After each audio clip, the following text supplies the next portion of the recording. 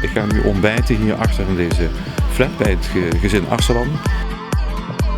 2 jaar geleden zijn ze gevlucht uit Syrië. Nu wonen ze hier in Limburg. Spannend voor mij, want ik ga ook terug de schoolbanken in. 50 jaar al niet meer gedaan. En ik ben benieuwd wat we te eten krijgen en wat we vandaag gaan beleven.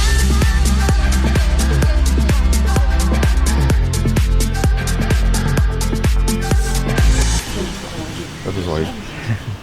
Hallo, goedemorgen. Goedemorgen, hallo, dag, goedenavond. Ze gaan iedere ochtend zo'n ontbijten, dat is stevig. Ja. Zaterdag. Zaterdag. Ja. En dat was... Ja, koekjes, zaterdag. En dan moet ik allemaal onthouden. Ja. Ja. Zeg, en het klimaat is dit is geen... Beetje raar. Beetje raar. Ja. Vinden wij ook ongeveer. Ja, niet. Ja. Ja, jongens hoeft niet af te wassen. Ja, ik hoor het. Fijn.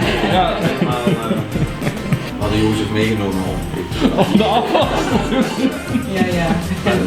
Dan kan hij met ons mee. Ja. Dat is wel wat.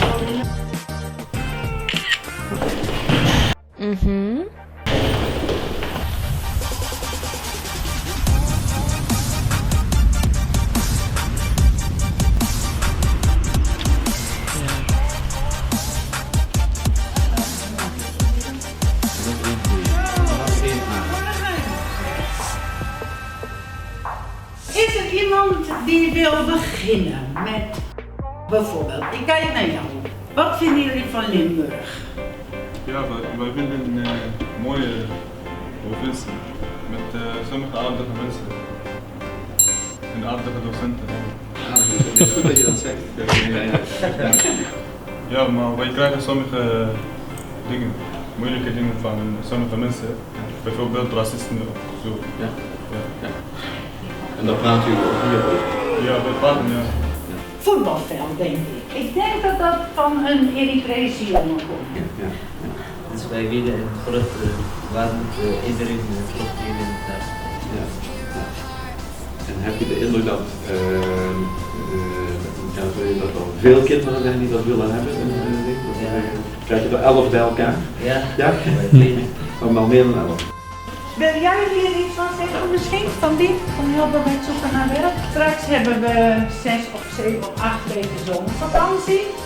En voor sommigen is dat toch wel een beetje lang. Wat gaan we dan allemaal doen? Tijdens vakantie extra bijlessen, die neem ik zeker mee. Want daar zouden wij als provincie bijvoorbeeld wel wat kunnen doen. Maar wij sponsoren vluchtelingenwerk, wij hebben daar wat middelen voor.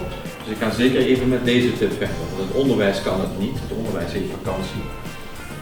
Maar er zijn misschien organisaties die dat wel zouden doen. Dus ik kan eens gaan kijken wat we daarmee zouden kunnen doen. Nou, je hebt het gezien, het was wel een enerverende ochtend.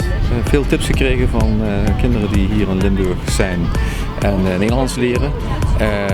En eigenlijk heel veel ervaringen met zich meebrengen. En ook heel veel toekomstverwachtingen hebben in deze mooie provincie. Hebben jullie zelf ook toekomstverwachtingen? Dan laat het me weten bij Tips voor Theo. En ik ben nu uitgenodigd door het gezin Arsalan. Misschien dat jullie mij ook uitnodigen voor een keer een bezoek aan de hobby, de vakantiewerk of het zomerkamp of wat dan ook. Want ik ben zeer benieuwd ook naar jullie tips. Dank je.